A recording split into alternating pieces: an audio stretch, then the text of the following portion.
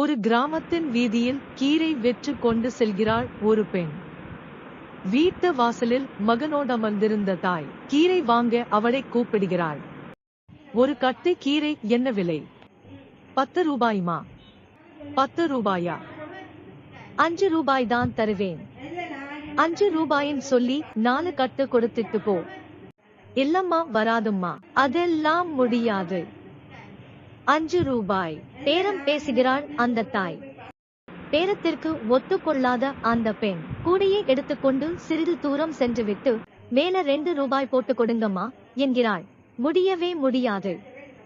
கட்டுக்கு 5 ரூபாய் தான் தருவேன் என்று தாய் பிடிவாதம் பிடித்தாள். கீரைக்காரி சிறிது யோசனைக்கு பிறகு சரிம்மா, உன் விருப்பம் என்று கூறிவிட்டு 4 கட்டு கீரையை கொடுத்துவிட்டு 20 ரூபாயை வாங்கிக் கொண்டு கூடையை தூக்கி தலையில் வைக்க போகும் போது கீழே சரிந்தாள்.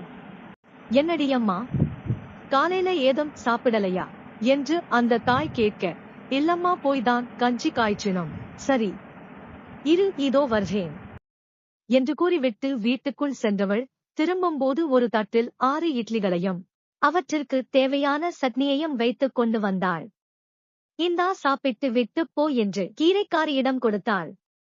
எல்லாவற்றையும் பார்த்து கொண்டிருந்த அந்த தாயினுடைய மகன், ஏம்மா 5 ரூபாய் பேரம் பேசுனீங்க, ஒரு இட்லி 5 ரூபாய் வச்சுக்கிட்டா கூட 6 இட்லிக்கு 30 ரூபாய் வருதும்மா என்று கேட்க, அதற்கு அந்த தாய், வியாபாரத்தில் தர்மம் பார்க்க கூடாது, தர்மத்துல வியாபாரம் பார்க்க கூடாதுப்பா என்று நெத்தியடியாக கூறினாள்.